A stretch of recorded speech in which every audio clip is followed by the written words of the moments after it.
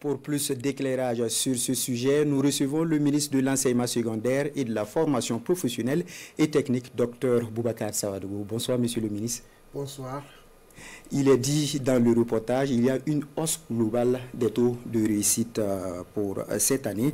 Quels sont les constats majeurs et quels enseignements tirés? Ok, merci beaucoup. Et comme il a été indiqué, nous avons une hausse au niveau des taux de réussite cette année. C'est à l'actif des acteurs qui se sont beaucoup impliqués, notamment les enseignants, tout le personnel d'encadrement, le personnel de la vie scolaire et aussi les parents d'élèves et même les élèves. Et dans une atmosphère où les gens ont pu travailler calme, et ça a permis d'avoir des résultats satisfaisants. Mais au-delà de ces résultats, et comme il a aussi été indiqué, on voit que les filières scientifiques et technologiques dans notre pays ne représentent pas grand-chose. Et nous avons indiqué qu'il n'y a que 15% des admis au baccalauréat qui sont dans ces filières scientifiques technologiques. Et pour illustrer, on peut donner comme une filière comme l'énergie solaire, qui est très importante aujourd'hui, elle n'est présente que dans 3 régions. Et pour l'ensemble du Burkina Faso, cette année, nous avons eu que 110 bacheliers. Et je peux prendre un autre exemple, comme la maintenance industrielle, qui n'est aussi présente que dans 3 régions où on n'a que quelques centaines de bacheliers. Donc ça cache des disparités. Si je vais vers les télécommunications, aujourd'hui nous sommes à l'ère du numérique, etc. Les télécommunications, cette filière n'est présente que dans une seule région. Et cette année, nous n'avons enregistré que 50 bacheliers.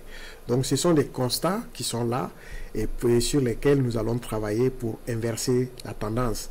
L'orientation qui nous a été donnée par le président du Faso, chef de l'État, le capitaine Ibrahim Traoré, et aussi sous l'impulsion de son Excellence le Premier ministre, c'est de faire en sorte que dans les années à venir, nous arrivons à attirer plus de personnes, plus d'élèves dans ces filières scientifiques, technologiques et professionnelles, et pour leur donner plus de chances, non seulement de s'insérer, mais aussi permettre à notre pays de prendre un envol industriel et technologique. Donc voilà un peu ce qu'on peut tirer comme constat majeur de ces résultats. Voilà, justement, monsieur le ministre, il le faut quand on sait que le Burkina est résolument engagé dans l'industrialisation. Oui.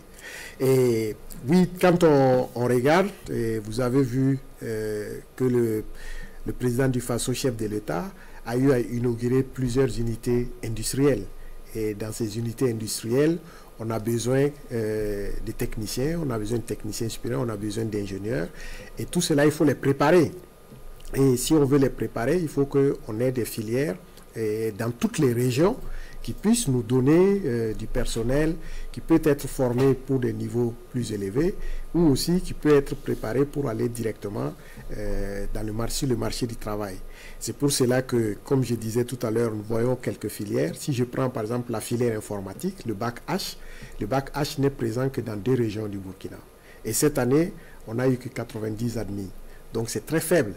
Et donc nous allons travailler à inverser cette tendance petit à petit. Et notre objectif, c'est de faire en sorte que cette année, nous n'avons que 15% des bacheliers qui sont dans les séries scientifiques, quand je dis scientifique, la série D bien sûr, mais quand j'exclus la série D, les autres séries scientifiques, technologiques et professionnelles, 15%. Et nous voulons qu'à l'horizon 2050, que déjà dans notre système, aujourd'hui, nous avons 95% qui sont sur des filières généralistes, que l'on puisse avoir à l'horizon 2050 60% qui sont dans ces filières scientifiques et technologiques. Donc ce sont des tendances très fortes et qui demandent des engagements très forts. Et nous pensons que ces orientations qui nous ont été données par les premières autorités, on va se résoudre et on va se mobiliser pour les atteindre. L'actualité, c'est aussi l'immersion patriotique obligatoire. Qui est concerné et comment retrouver son centre et quel contenu pour la formation? Ok, merci d'aborder cette question qui est posée par beaucoup d'élèves et beaucoup de parents d'élèves aussi et même beaucoup de citoyens.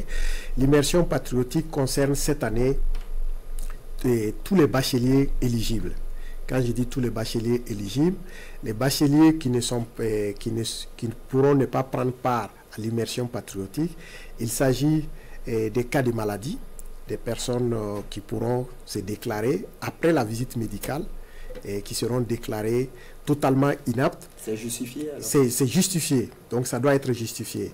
Maintenant, ceux qui sont inaptes juste pour les activités physiques feront la partie théorique. Mais il se peut que d'autres aient d'autres pathologies qui les empêchent même de pouvoir suivre les autres. Et ils seront dispensés, c'est ce qu'on appelle l'ajournement. Nous avons, comme ça a été dit dans le reportage, les femmes enceintes, elles sont dispensées, et aussi les mères d'enfants de moins de 2 ans.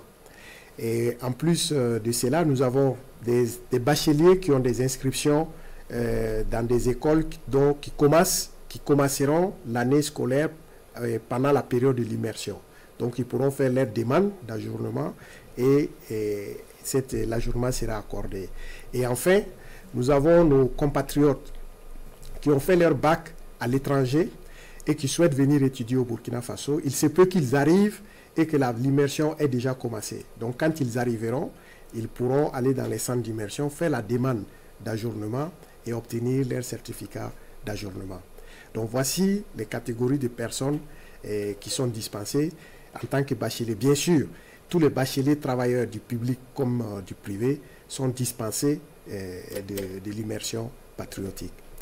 Alors, l'autre pan de votre question qui est comment retrouver son centre, il a été dit dans le reportage, nous avons environ 29 sites pour accueillir les bacheliers. Des dispositions ont été prises par les directions régionales de notre ministère et les directions provinciales. Donc les listes ont été mises sur les plateformes et chaque bachelier peut se renseigner à partir de demain matin 8 h dans son établissement d'origine pour savoir les centres dans lesquels il doit aller faire l'immersion patriotique. Et je voudrais profiter là pour vraiment informer toute l'opinion publique et aussi tous les bacheliers que toute liste qui circule et qui ne porte pas la signature et le cachet des directions, d'une direction régionale ou d'une direction provinciale du ministère de l'enseignement secondaire et de la formation professionnelle n'est pas une bonne liste. Parce que depuis que l'immersion patriotique a été annoncée, il y a une floraison de fake news sur les réseaux sociaux. Chaque jour, on découvre de nouvelles choses pour induire les gens en erreur. D'autres parlent de formation militaire. Il y a d'autres qui parlent de formation militaire, il y a d'autres même qui ont divulgué des vidéos en disant que voilà comment l'immersion patriotique est en train de se faire. Alors que à ce jour, personne n'est encore dans un centre pour l'immersion patriotique. L'immersion patriotique, les bacheliers sont attendus dans les centres le 10 pour ceux qui ne résident pas au chef-lieu de région où ils doivent les rejoindre. Parce qu'il y a des provinces qui doivent rejoindre les chefs-lieux de région pour y passer leur immersion patriotique. Ceux-là vont être transportés et ils doivent rejoindre le 9. Ceux qui résident dans les chefs-lieux de province ou de région où va se passer l'immersion patriotique sont attendus le 11 dans tous les centres. Donc, voici des informations à prendre très au sérieux. Et ce sont ces informations qui sont fiables. Ce ne sont pas tout ce qui les informations fantaisistes qui circulent. Alors, monsieur le ministre, on parle de 6 modules à dispenser. Est-ce que rapidement on peut énumérer? Oui, on parle de 6 modules. Bon, ce sont des modules qui portent sur le civisme, sur la citoyenneté, sur les valeurs culturelles du Burkina Faso, sur l'histoire de notre pays, l'histoire politique. Ce sont des modules qui portent aussi sur la géopolitique.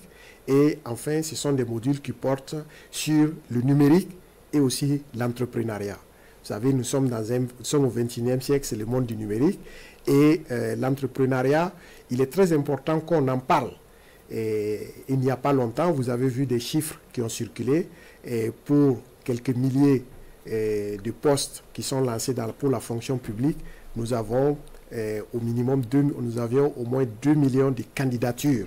Donc, il faut aussi que l'on puisse montrer aux gens et à ces bacheliers qu'il y a plusieurs manières de pouvoir s'insérer dans la vie active, plusieurs manières de pouvoir s'insérer dans le monde du travail que la voie de la fonction publique uniquement. Alors, monsieur le ministre, dans la pratique, que peut-on amener dans les centres d'immersion?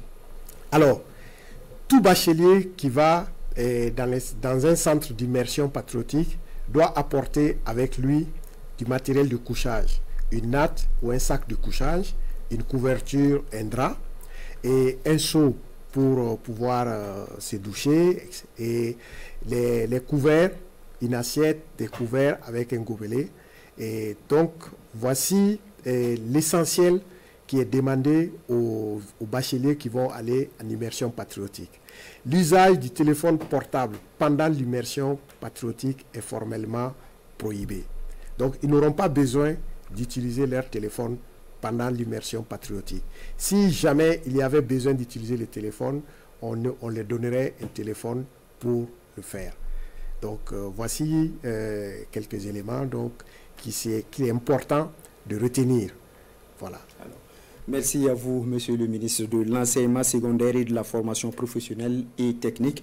Je rappelle que la rentrée pour l'immersion est prévue pour le 11 août. Monsieur le ministre, restez avec nous pour la suite de ce journal.